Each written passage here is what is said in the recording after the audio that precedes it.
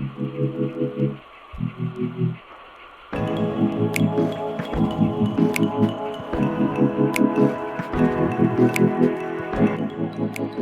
welcome to the bottom of the well. This is episode 2. We made it. We made 2 episodes. I'm Burrhe. I'm joined by Newbs. Hey. You say we made 2 episodes, but that has yet to be determined. Because the first one, as we're speaking, is still trying to process on YouTube. So we might have 1 done. The second one is to be determined here. Yeah. If we make it through. If we make it through. Our sanity remains intact. Okay, right. What do we want to talk about to begin with? Do you want to start? Because I think I started last time. What have you been playing? What have you been playing this week? Or this week? Like, since I last spoke to you. Yeah, Being at the bottom of the well, we have to have silent time sometimes where we can't talk.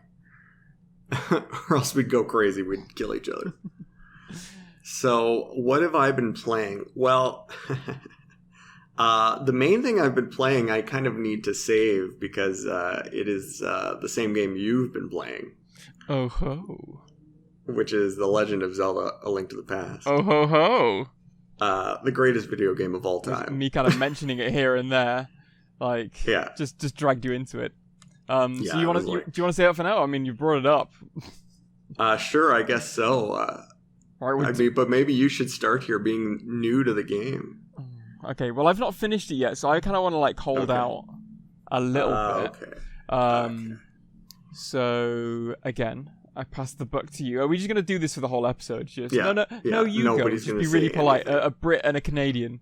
Just go. No, you start.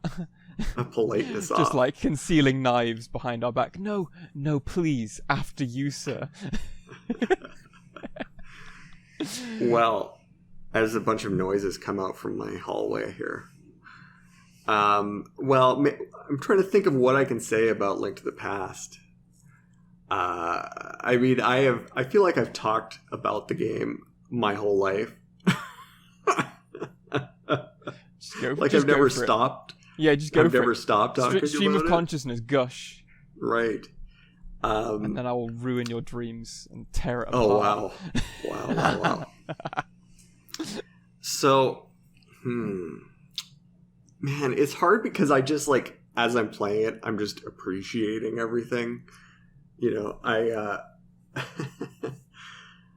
love the, I guess I feel like I'm still discovering things in a way, or I guess really it's more like I'm old and I forget things and then I find them again. Yeah, I'm nearly 30. I'm getting there as well. Oh yeah, nearly 30. Did I know this and just forget it, or is this new? Just the panic sets in. Or maybe I just did a good job as a kid, just wandering around in the game, finding things by accident, and not truly learning where they were. So that every time I replay it, I go, "Where is that again?" Like the bottles, certainly the heart pieces, which I still. On this current playthrough, I'm almost at the end of the game, and there's still a fair number of heart pieces I haven't found through playing it. And generally, I get the ones I remember that I know about. I'm like, oh, this was over here. I'll go get it. But it's I think I must be missing still the majority of them. I don't know where they are. That's just my experience in any Zelda game or any game like that where there's optional collectibles. I feel like I'm collecting lots of them, but it seems to be a lot more that I don't know where they are. Although later Zelda games really went kind of maybe too much with that, collecting insects or in Ocarina of Time, is it Skulltulas or how do you pronounce that? I say Skulltulas, but okay. I do hear a lot of people say Skulltulas. I think it's a North American versus English thing. I think I've heard a Skulltula or something. Mm-hmm. That seems the wrongest. And though, there's 100 of those. The most is strongest. Mm-hmm. The most is strongest. There's 100 of those in Ocarina. So, it's not at that level of insanity where, I think I did it once with a walkthrough and never again. The hearts, at least, are doable in Link to the Past. But you could just explore around I was going to call it Mount Doom. That's not what it's called. the fire mountain, the mountain with the fire and the things. Yeah, the mountain. No, all I can think is Mount Doom right now. The Hill of Despair. Let's call it that. All right. Sure. It's definitely a foreboding peak of some kind. I also find it's funny. I feel like,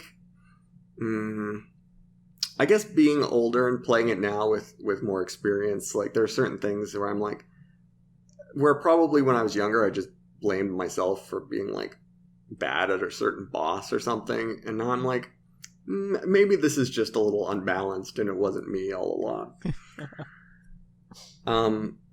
The dungeon that's in the town in the Dark World. That's the one I am on and have yet to start just yet. Man, I better not say too much. So yeah, don't go beyond that. Okay, I was gonna say the boss. So is that the boss? Okay. Way hard. Okay, well, I just found way hard compared to the bosses before and after. Well, next episode we'll put a pin in that little topic. Yeah, I'll try and finish by next episode because I don't think I'm that far away from finishing it off if I'm there. Yeah. Wait, is it? Oh no! I did do that one. Oh, okay. No, I did that one, and I'm on the one after it. No, okay. So you can talk about. Remind me what the boss was. Oh, okay. So this is you let the light down into the boss room. Yes. And then the sort of the fake princess turns into this monster. And it has multiple heads that are spinning around the room. You know what though? That whole temple I found really creative and unique. I'll get into my impressions later, but I just wanted to stop there and just go, I've like very rarely seen that in a Zelda game since, or like any other kind of game like that where the creativity of the boss setup as such a departure from all the other kind of, it feels like you're going through the motions up to that point, and then they kind of throw a bit of a curveball at you. I did kind of call it a little like halfway through when you're like trying to escort her out of the thing. It's like, oh, she's going to be the boss, isn't she? Oh yeah. Because I did call it, but I still liked the journey and the way where it took you. I think even as a kid, I was like, this is suspicious. This isn't real. Who is this? So I don't know who they got with that one, like who fell for that. But do you remember the boss fight? Because I just found it very difficult. I feel like I don't remember it that well because I must have breezed through it quite quickly. I'm sorry. Sometimes you seem to have that. Yeah. So tell me what through the processes, because would be my first time playing through it. So if I breeze past a boss, I will have seen them for like a minute, and then that's hard for me to remember. That's right. So it's kind of this red monster. As you hit him, I guess I'll say him. Multiple heads come out and kind of circle a room and spit fire at you. Mm-hmm. Oh yeah, no, I recognize. Yeah, I remember this now. Yeah. Yeah, and what I realized my issue was that when you're trying to hit the main monster, the one with the body still attached to the head, like you have to hit the boss from the right side, or you're just kind of hitting air. Like it looks like you're hitting him because his body is there, but really you need to hit the head. Yeah, the hitbox is like a bit jank. Yeah, so if he's at the top of the screen, you kind of need to go over and around him and hit him from above. But when he's on the bottom of the screen, just because of the way it's drawn, the head is facing the middle of the room. You know what I mean? So it's protruding further than the body, whereas when it's at the top, the body is protruding further than the head. And you can get hit by the body still, kind of thing. So right. So so when it's at the top of the screen, you end up just hitting. It looks like you're hitting it, but it's not because it's just the body. So it's actually a lot easier if you just hit it when it's at the bottom of the screen. Yeah, right. Yeah, just wait. No, I think I just brute forced it and drank a load of potions. Yeah, that's not. Yeah, I was low on like I don't think I had anything, and I was like, no, I'll get through this. Oh, yes, but no. You know, because you can do like the save states with it. Mm-hmm. Yeah, I'll talk about that a bit later as well. Mm-hmm. But oh yeah, that'd be interesting. Yeah, so just in general, how is this run through going for you? Having played it so many times. Yeah, it feels fresh, and maybe it's because I am playing it on the Switch with like using the save states and just kind of making life a little easier that way. Mm-hmm. I'm not aside from that one boss, I'm not abusing the save states. It's just like sometimes you want to stop halfway through a dungeon. And if you do the actual proper saving, it takes you out of the dungeon when you come back. Right, you have to navigate back to the dungeon. Or you could old school it and leave it running. You could. Just pause the childhood version of save states. Oh, the amount of times I've left the game running overnight when I was a kid. And then man. You come back. The console at the time, the N64, would be overheating. There'd be dead pixels going on all over the screen because that's how the N64 dealt with overheating. Oh yeah, I definitely experienced some very hot N64, those like all day marathon sessions where it's like, oh, this is getting really hot. Is this okay? all day marathon, and then I can't save it right here, but Mom's telling me to go to bed. Shit. I had some of those with Final Fantasy VI on the Super Nintendo too. Oh, I could see that happening, yeah. Because there's the save points, but if you're not at a save point, you got to be like, hang on, I can't drop this right now. I think that's one of the main things when I become a dad is I'll be way more understanding. But also, on that then, like the save states, like if we have kids, they won't have to experience all the hardships we went through with having to find a save spot, right? Is this a kids these days rant? Yeah, it is. That's what it's becoming. We had it hard growing up, and we have been molded into master pro epic gamers because of that. Yeah. We lived through the hard times. Maybe not pro gamers, but pro like patience with annoying game design. Yeah. Whereas kids these days, I say, age 20 something. I like how you're keeping it a little bit mysterious here. Oh yeah. I'm nearly 30, but 20 something. So that's either what is that? Either 28 or 29. Yeah, narrows it right down, doesn't it, guys? Vague. I'll probably let it slip. some very mysterious age that I am. Not that it actually matters. But yeah, kids these days, even if they can't, not at a save point, you could just press the suspend button on the Switch. Or close your 3DS. The Switch is so good for that, isn't it? I love that about the Switch. Like, just Nintendo consoles in general for a while have done that, and it's just so good. You don't even need to save although, it. you know what's different, though, is that's true for the single-player games, but the kids these days also play a lot of online games. True. Where there's no such thing as saving. True, or saving or pausing or anything. Yeah, that's like the Rocket Leagues and the Fortnites. The Fortnites, the Minecrafts, etc. But yeah, so that's the kind of, I guess, you're right, that's what our save points would be when we were younger. That's what the newer generation has to deal with, being online. That's right. So, like, I think younger kids these days, like right now, parents are saying to them, can you pause it? And the kid is like, no, it's an online game. We're in the middle of a match. And we have to win because, I don't know, some competitive reason. It's my gamer score. Yeah. It's my number. Right. My random number that matters. My guild is going to hate me if I leave right now or whatever. Oh, that's an old school gamer term, right? A guild? Yeah. That's guild. A WoW generation term. I'm trying to think of what, like... clan? Like pro League of Legends clan, yeah. Team? I think you should call it team, right? Team, yeah. My team, because then it sounds like an esport thing, right? Right, exactly. I say like in a derogatory tone of voice, having been part of quite a few teams that have done very low level esports things. I'm part of the problem.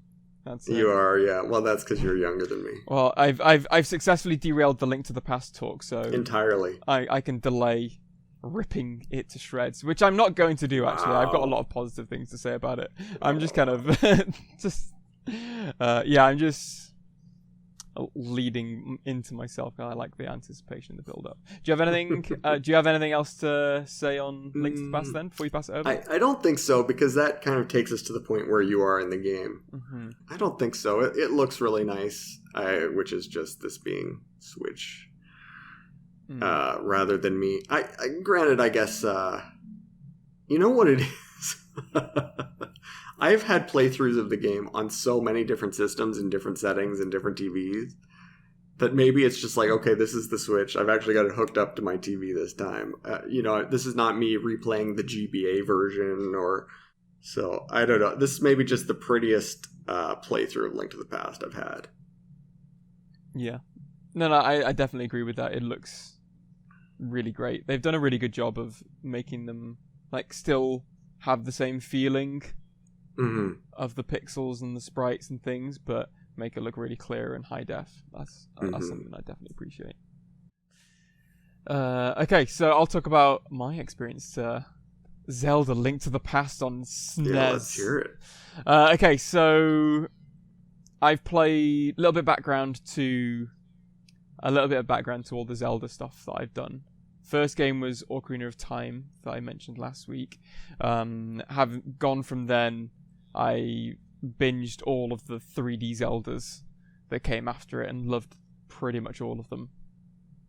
As we've discussed with Skyward Sword as well. And I've played dabbled with the 2D Zeldas here and there. So I think the main ones that I've actually played that I can remember, I've probably played a few others, is the Oracle games, Seasons and Ages, which I thought were really good. But I've never been had much love for that 2D Zelda format as the 3D games.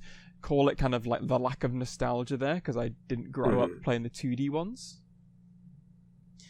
So my first kind of point. Go on, yeah. I was just gonna say, at this point, there's a lot more 3D than 2D Zeldas, aren't there? It's probably, I think it's about even, because there's quite a lot of sleeper ones, right? That people don't. I guess they've gone back and added Link Between Worlds came out.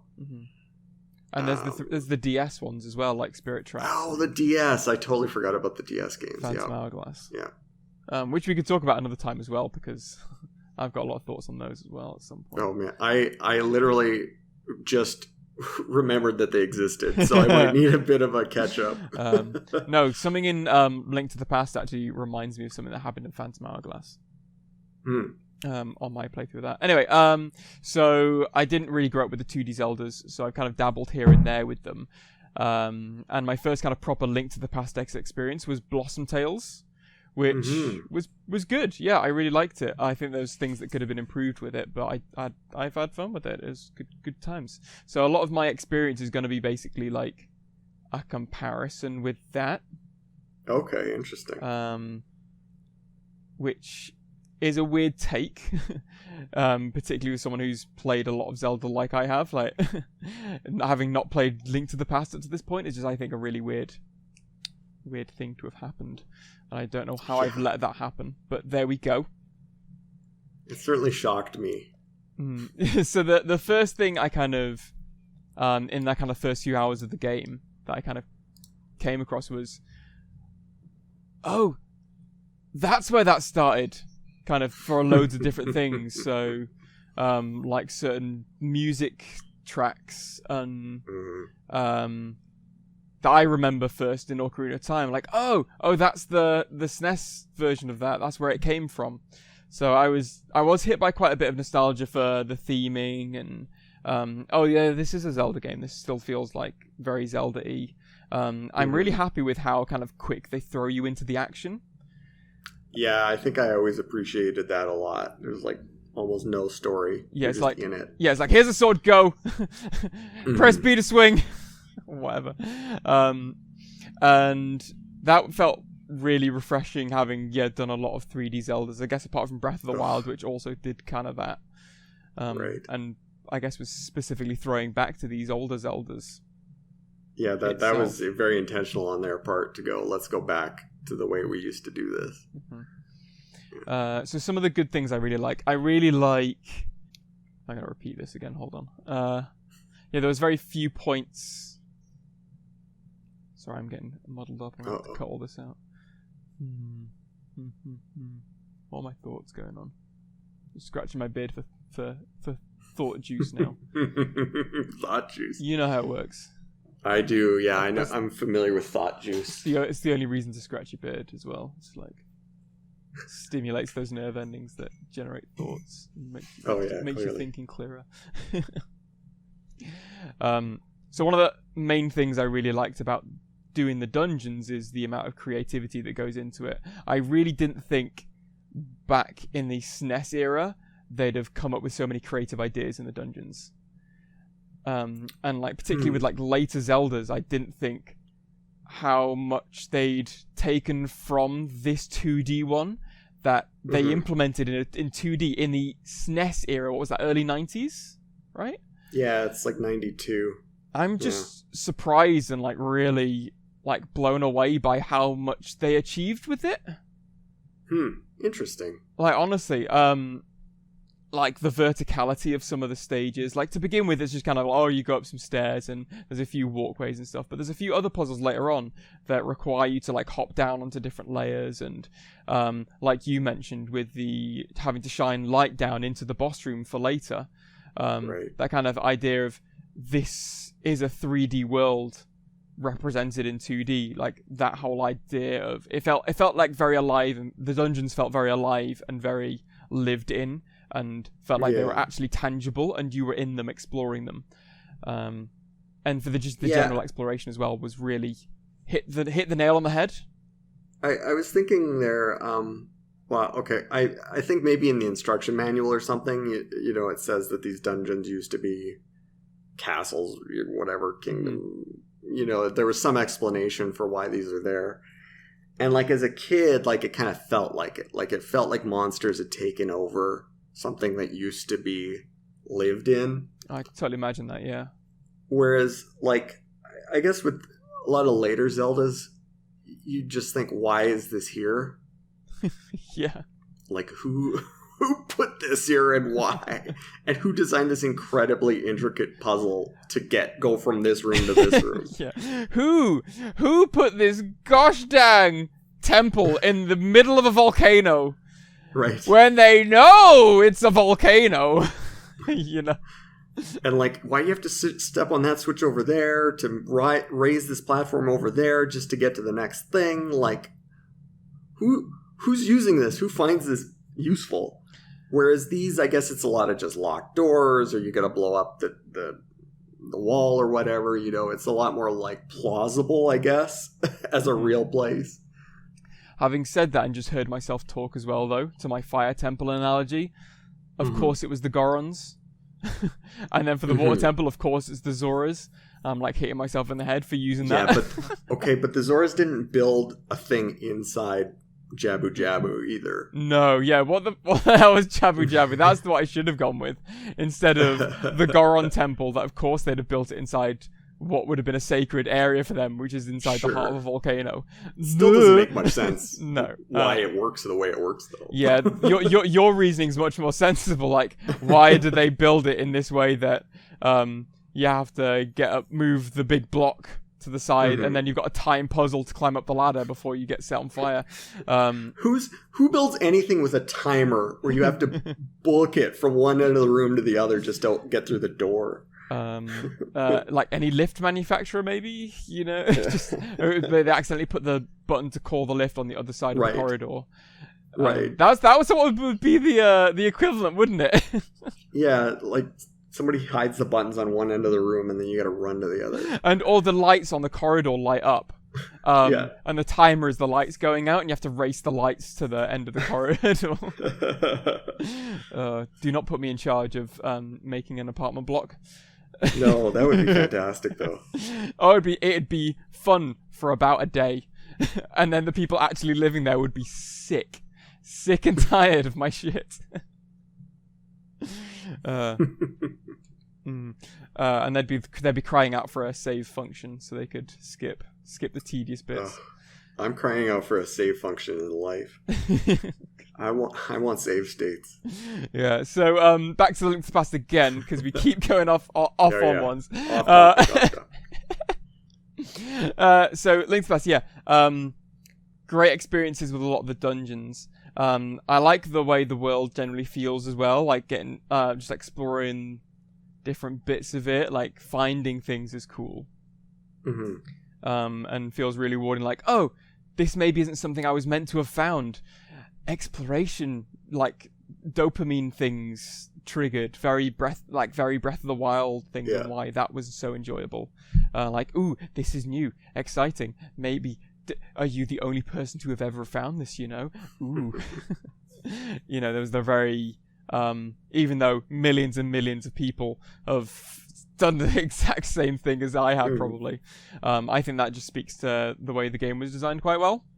Yeah. You know, that reminds me too, like, a lot of those hidden little areas in the overworld, it's just as simple as, like, you bomb a wall, and then there's just a couple little underground rooms. Like, I love that feeling of finding just a little thing, like a little room to explore.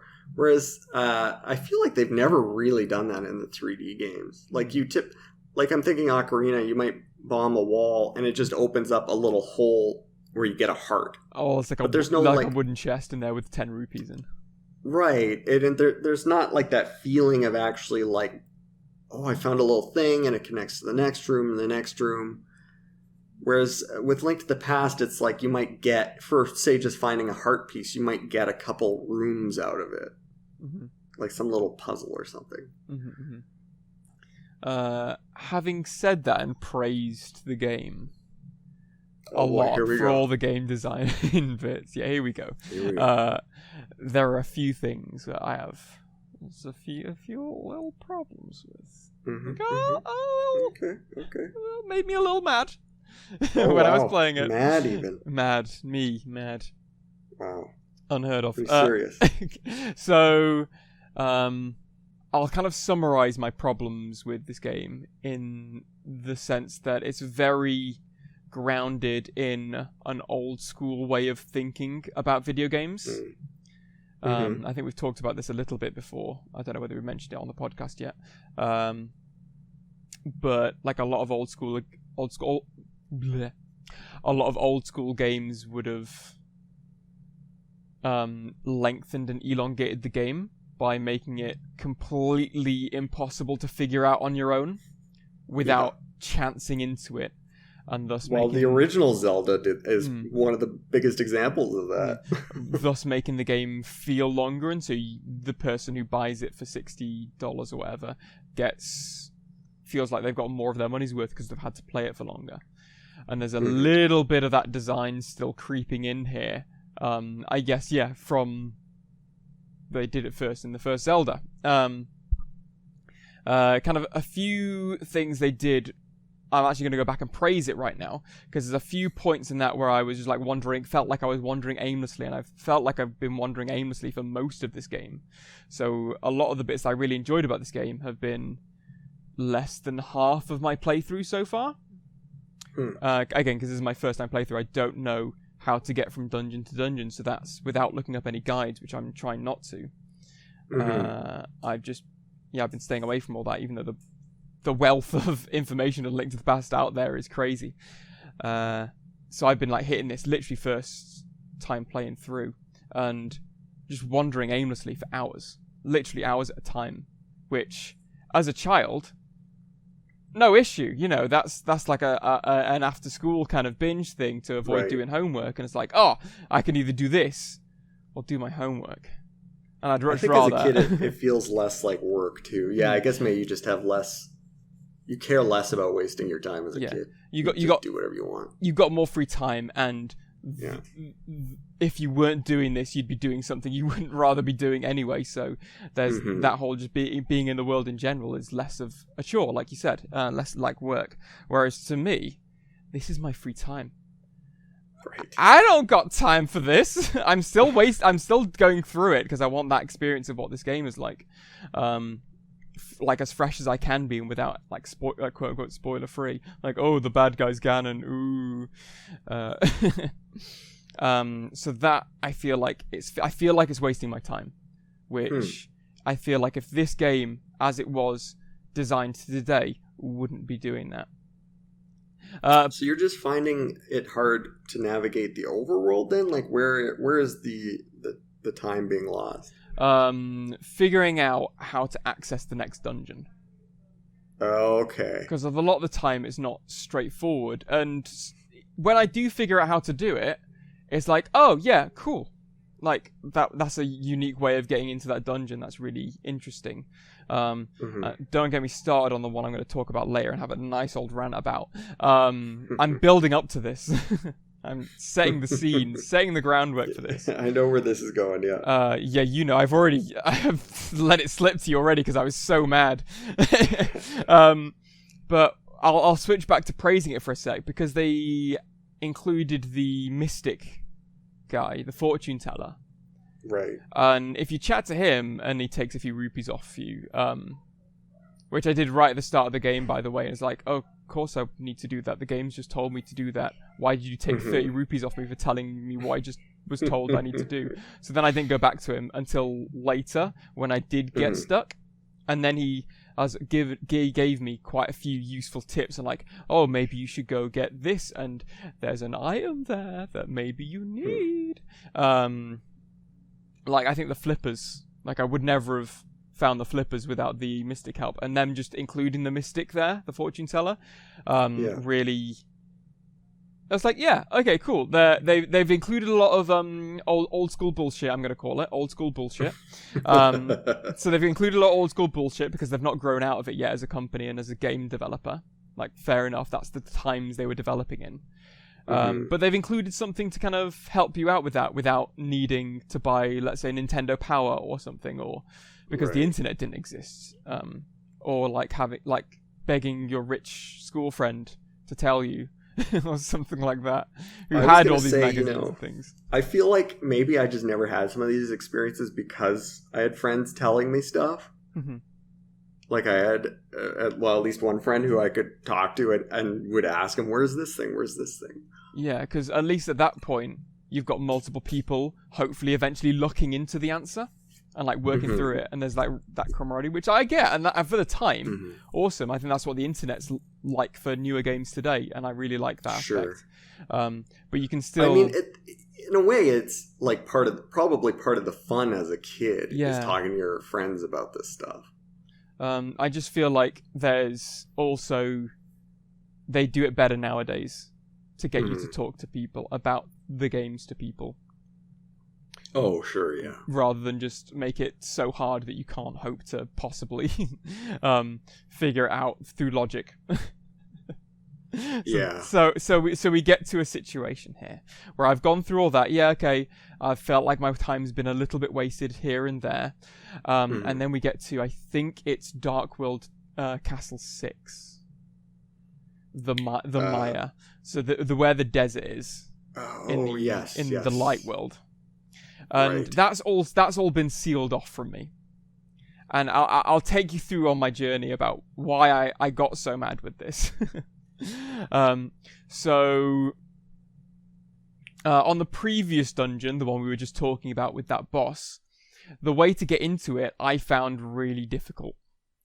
I basically explored the entire world looking for loads of different things to try and get into this dungeon, the one in the town in the Dark World. And out of utter frustration, I was showing my girlfriend, I can't get into this. Like, I've tried everything. I've used all my items on this gate. I know where it is. It's just labeled on the overworld. Why can't I get into this dungeon? And so I, out of frustration, knowing, done this before, you can grab onto, like, the wall and things and just, like, lean back and just, like, it looks like Link's going, like, ah! Right. So I did that to, like, show my frustration. And the dungeon opened. And the dungeon opened because all I had to do was pull on this gate. pull on this pitchfork they've got there, yeah. Where it didn't, like, give any lead in that's what should have happened, or any clues that was something you could pull on. That's part of the old school kind of bullshit. that I feel like I've come across. I never across. thought about that. I Which, don't think that's meant to be a gotcha moment. Like, I don't think you're supposed to be stuck there. I know! That's why it's made me even more mad. It's like, I could have gotten through it like 3 hours of wandering around ago.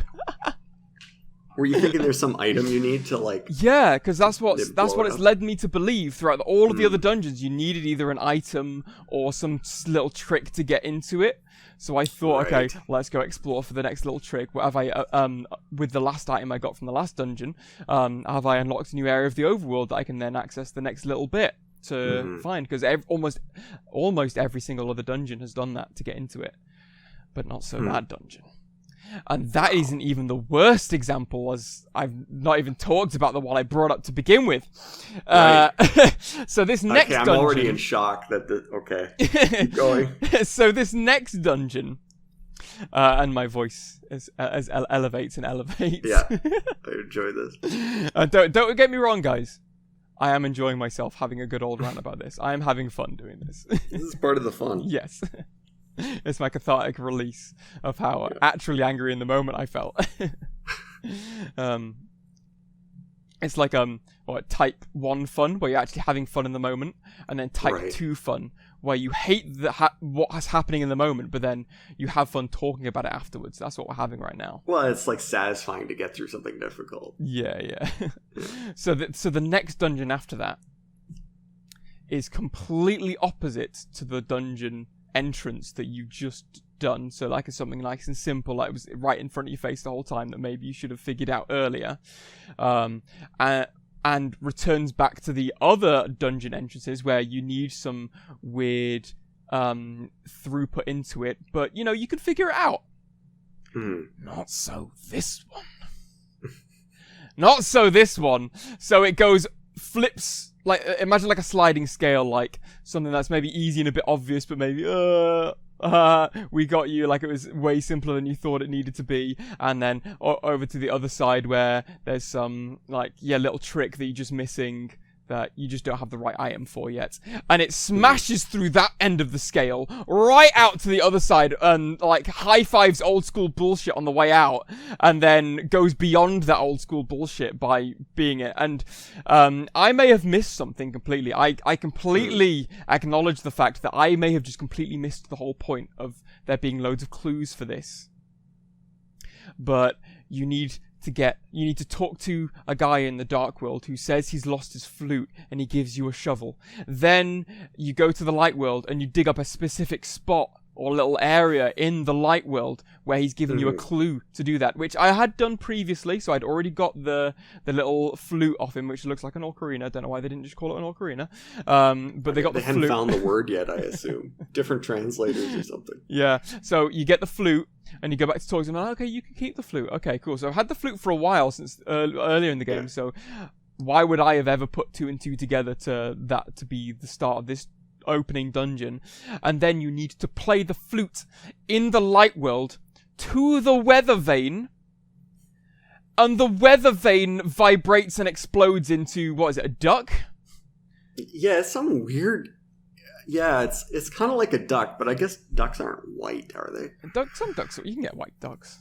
Yeah, sure, why not? Let's call it, yeah. For want of argument, because we could talk about what kind of bird it actually is. Let's just call it a duck for argument's sake, because I'm mad enough with it as it is. A little bit of pain bleeding through. And the duck just kind of goes quack quack, or whatever the noise it makes, and flies off. Not telling you that it's a teleporter or a way of fast travel to get to places. Cool. Great if you discovered that by chance earlier in the game, having for whatever reason, maybe some NPC tells you to go play the flute at the weather vane, and that happens. I missed it. I certainly didn't do that. At this point, I'd looked it up how to get in, because I couldn't figure out how the hell to get through.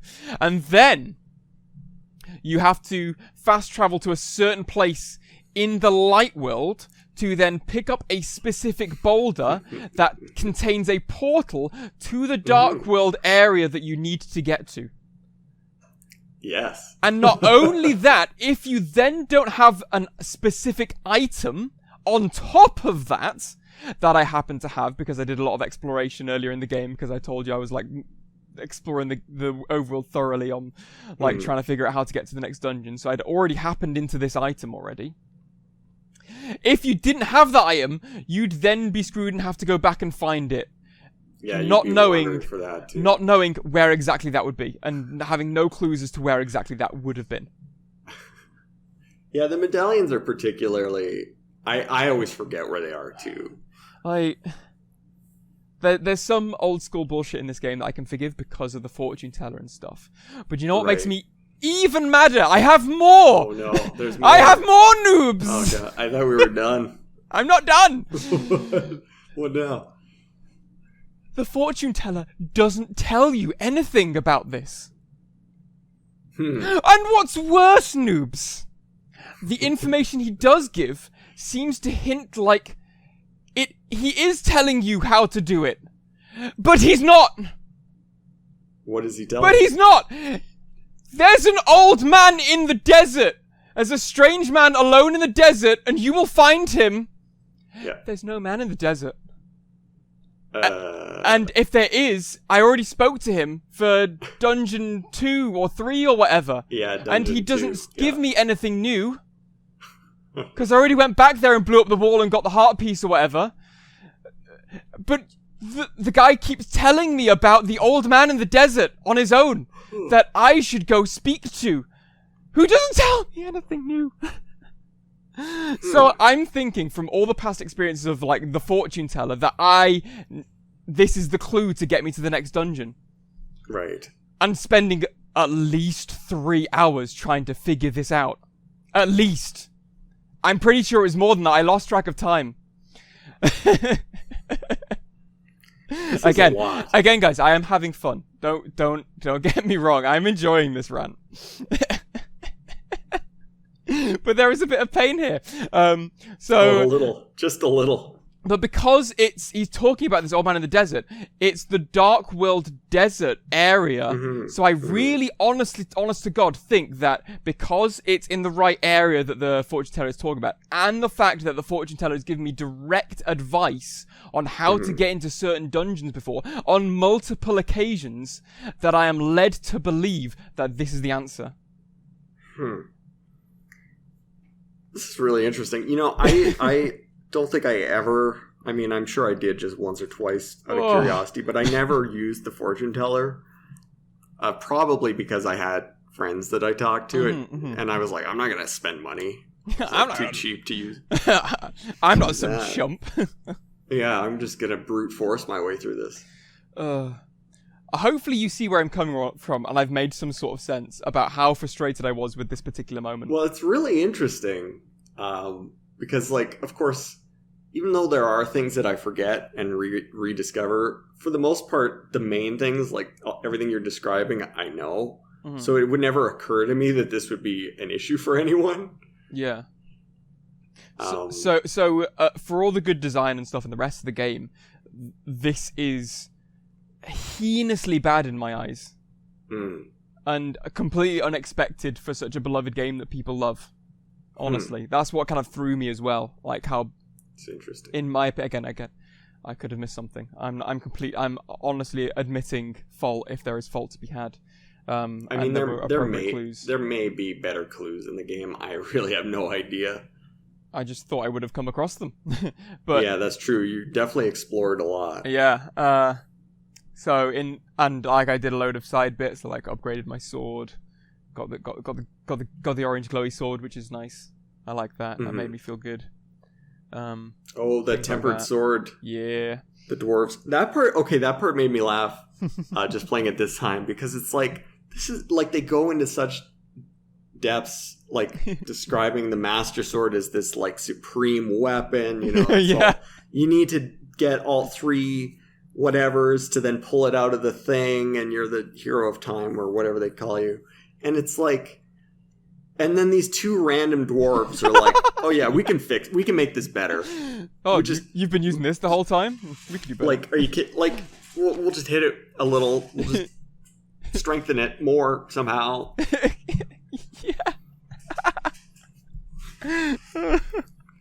just like lack of respect for the Master Sword that I've spent the better part of 15 years of gaming revering. Just immediately put it into the forge and melt it down.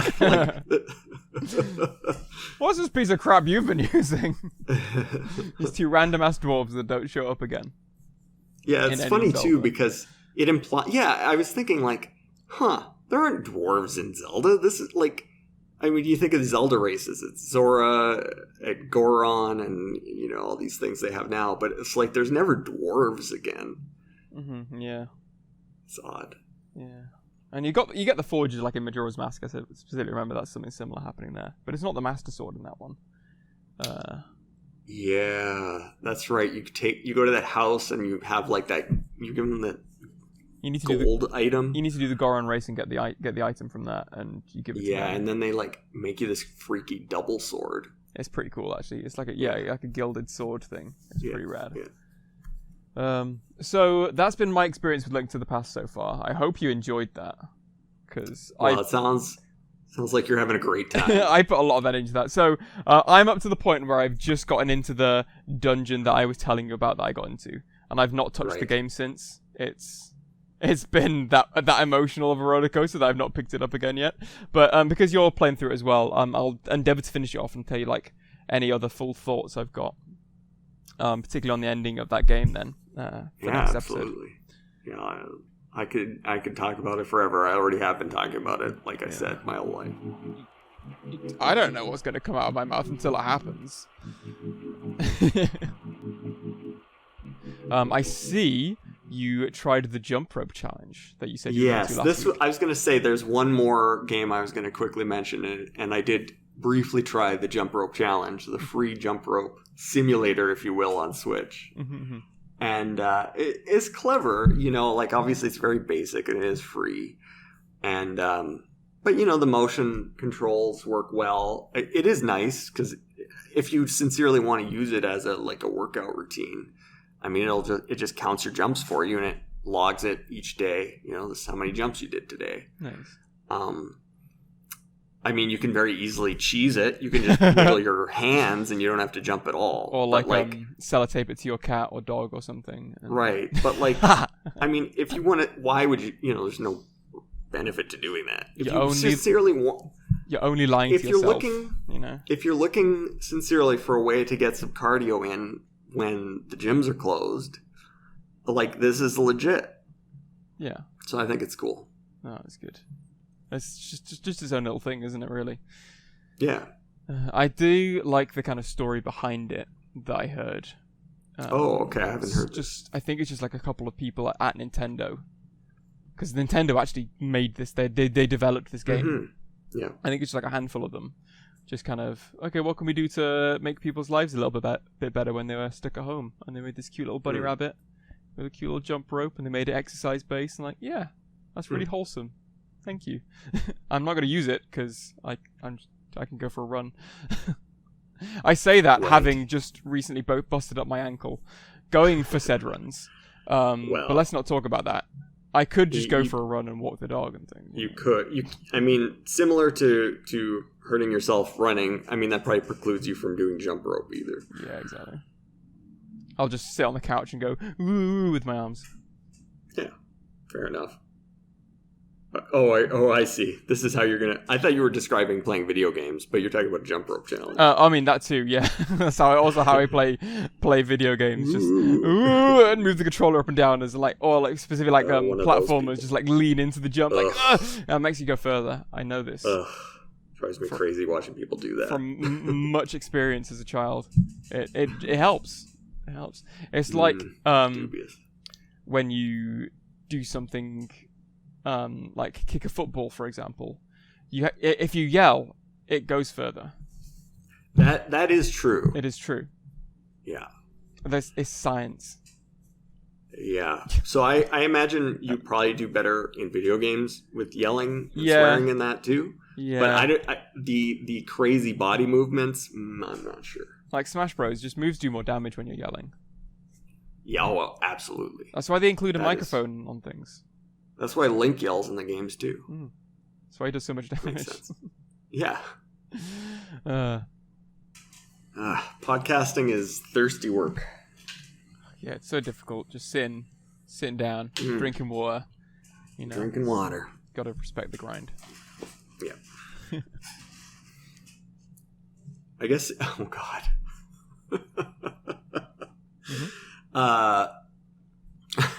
So do we have piss bottles at the bottom of the well?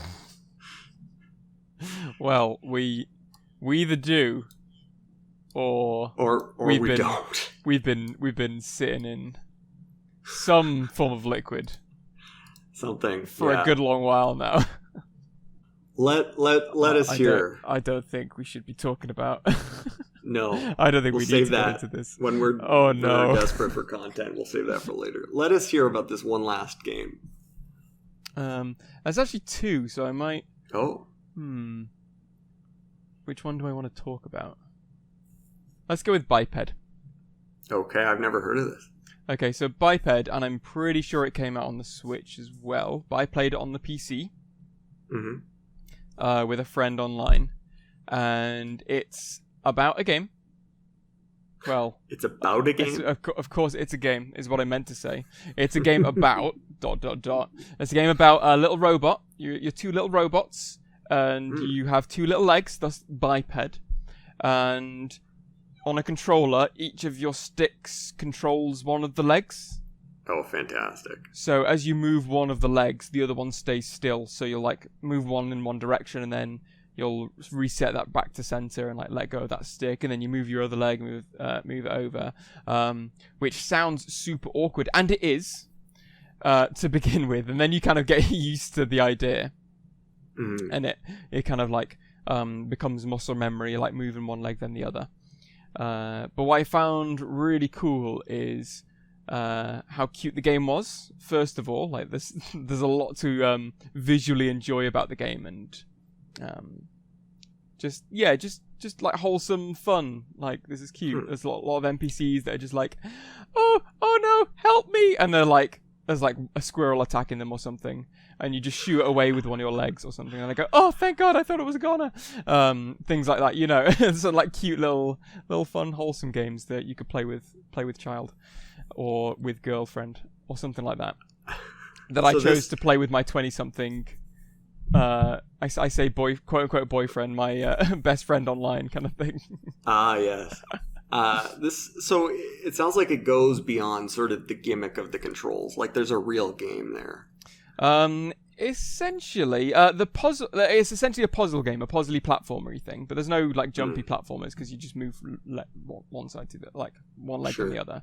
And the puzzles themselves, on the surface and looking at them, are super basic.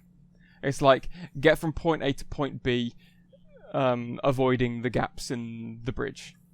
But the way they implement the challenge of you having to get used to the movement mechanics really adds to it and makes it really enjoyable.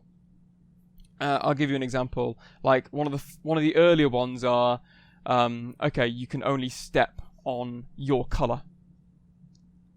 Okay. So all right, I've got to go on this bridge because it's the pink bridge, and you've got to go on the blue bridge, and then we trot along, okay, avoiding the little gaps, okay. And then the next one, there's only one bridge, and it's pink. So I go, okay, I step on it, and when I step on it, it turns blue.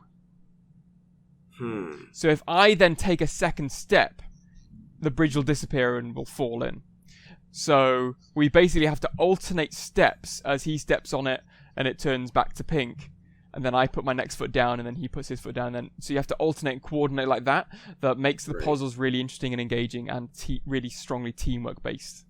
Yeah, sounds interesting. That's very clever. It's really clever because it's a really simple mechanic, and the movement system is basic but challenging enough to get you involved, and there's that learning curve still there.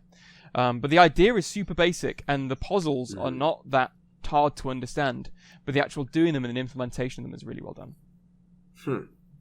Yeah, it sounds very clever. And then they had a water level where you're on a raft. Are you gonna start ranting again? Yeah, where you're on two separate rafts with rapids it's like the ice level of the stage of the game. So you step forward to like move your raft in a certain direction, but then you've got the momentum of like being on ice, like a hovercraft kind of thing, and you kind of glide. So the movement ends up being like for the rest of the game is super tight and stuff, and really nice to move, and you're just about getting used to it at that point, kind of like 3 or 4 worlds in to the movement control. Like, yeah, I've got this down, and they throw that at you, and it's like, oh, and it's like super floaty, and you can barely control it, and there's rapids that just insta kill you off the edge of the screen and things like that. It was just, and thankfully they haven't gone back to that movement mechanic yet. So I never loved those slidey ice levels. Why do they feel the need to put them in? Is all I'm saying.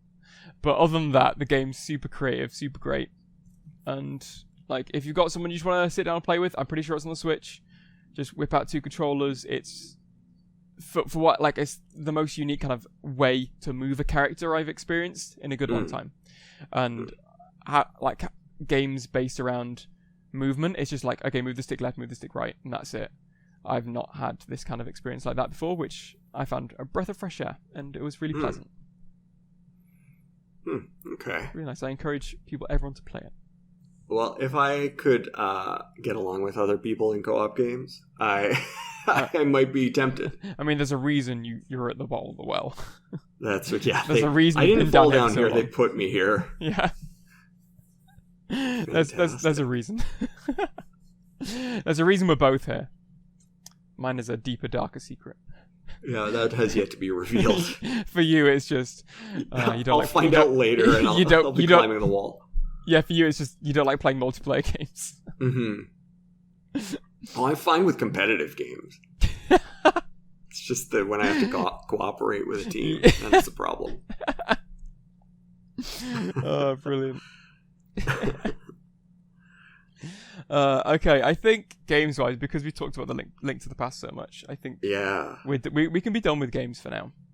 I see, and I did hear as well, like under news and current events, you've put a very special milestone. Indeed. Well, yeah, milestone, yeah. Yeah, and I didn't realize this until, I guess, Reggie... Beloved Reggie put out a tweet that got circulated about 5 years since the surprising, I think at the time, death of Satoru Iwata, the then president of Nintendo. When that happened, that came out of nowhere. Yeah. I mean, he had been sick, but he was still working. You know, it didn't seem like a situation where he could go. Mm. It was definitely very shocking for me when I saw that. It's just something that had been a constant for a while, like growing up and like starting to hear and learn about video game news and growing up in the time where E3 was growing in popularity and growing up with that kind of information and things. And, just to see that suddenly, like that era end so suddenly for Nintendo. Yeah. I think the Iwata era is, I mean, not only was it a long time for us, but it was I guess just a crazy time for the company. I mean, it was a time when the company was led by innovation and fun and gameplay above even business interests frequently, and it shaped so many people today because they grew up on those experiences, right? Like, so it had such a big impact across the board, across the whole world. It's like crazy. Yeah. So Nintendo these days, it's interesting. I guess I get the sense that, and I suppose this is paying off. Like, the Switch has obviously done very, very well. And it's like, in some ways, it's like Nintendo's finally doing the things that I was always complaining about that I wanted them to do. But I also find that I miss the quirkiness of the, Iwata era Nintendo. Yeah. He also, that was the time, that was kind of peak, not just Iwata, but like Reggie and Miyamoto, and the three of them were always just talking. They were the ones presenting the directs and the E3 presentations. They had such great chemistry on stage and on those directs and stuff. So it was a time when there was, I think, just a lot of personality. Like Iwata and the other two put a face or faces to the company in a way that we haven't had since then. And like with the replacements and the people who are in charge of it now, we haven't had the opportunity to get to know them nearly as well. So yeah, that's right. I feel like we still could, and then it'll be like, okay, these guys are like now stepping into the role that these guys had filled, not just as like running a company. I'm sure they're doing a great job actually running the company because the Switch is a massive success. Right. But in the sense of, the fan perception. Right. Just the humanizing the company, I guess. That all three of them did. Yeah. So one of the things I do want to bring up about Iwata, yeah. Iwata-san, is, and I will never ever let anyone forget this, because I'll keep bringing it up till the day I die, is the fact that he and all like the other higher ups in Nintendo during the recession that we had, and during the height, the depth of the Wii U's failure, at the time, that they took the pay cut instead of axing jobs. Yeah, that's right. In a time where not only are they like setting the example, has set such a great example for other, not only video game companies, but companies in general, that no one on that big of a scale has yet to follow, that they took that cut to save the jobs of their workers so that they wouldn't go under and they wouldn't have to fire anyone, I think is just so admirable. Again, particularly in a day and age where, like, the past month, we've had, like, various news articles of, like, Activision and EA having record profits and sales of all their games and things. And in the very next day, they've axed 300 jobs each. And the CEOs have gotten record bonuses and things. Right. That makes me... Which has really been business as usual for both those companies. It makes me sick to my core that still happens. I'm not... Like, I'm in like, full serious mode now. Like, I hear about that, and I, like, both kind of weep and vomit, let's call it. Me saying full serious mode and then coming up with random words that don't exist. You're just making jokes, but, like, I'm kind of choking up. It's kind of making me, like, genuinely mad that people could be so evil and twisted by the power that they are in. Thank you, Iwata. Fuck. Yeah, indeed. What a legend. What a legend. Absolutely. Yeah. We had to give a shout out there to Iwata. Definitely. Cool. I think that's just a decent place to end it on. I don't think we could follow up with anything else on that. No. And we could probably talk about that for a whole other episode as well. We could. Let's get on with our lives and just remember the good times with Iwata and not necessarily pray, but like hope that we get to know and see a new side of Nintendo. Yeah, that's right. Because there's been no directs we've yet to see. That's right. Give your Wii U a hug. Okay. Well, I think ending-wise, we should do a bit of more promotion-y type stuff. Because we just kind of ended the last one, because... we didn't have any of that. We just wanted to end it at that point. We were just kind of sick of talking to each other. But we've been talking a bit of a shorter time to each other today, even if it's been about just one thing, really. So, Newbs, do you want to start out? Where can they find more of your content? Oh man, my content. If they want more Newbs, where can they find you? I would say go to YouTube and search Newbs, NEWBS, and I think YouTube got rid of the channel URLs, so I think that's the best way to find it. And you will find my shining face come up in the first few results there. Nice. So no point looking for me. This is my only presence on the internet right now. So I'll give a shout out if I ever do start doing other stuff. But feel free. I do have a Twitch account and a YouTube. So feel free to go over to there as well. But it's Burrhe, Burrhe. So yeah, feel free to go over to there. But it's been pretty inactive for a while. Just kind of gearing up with this podcast, and hopefully in the near future, maybe I'll start doing stuff on there. But I'll let you know if that's the case. Exciting. All right, so to wrap it up then, I've been Burrhe. I've been joined by Newbs. I've been Newbs. Yeah. I've been joined by Burrhe. Hey, full circle. Yeah, thanks for talking, and thanks for listening, everyone. I'll see you next time. Thanks, everybody. Bye.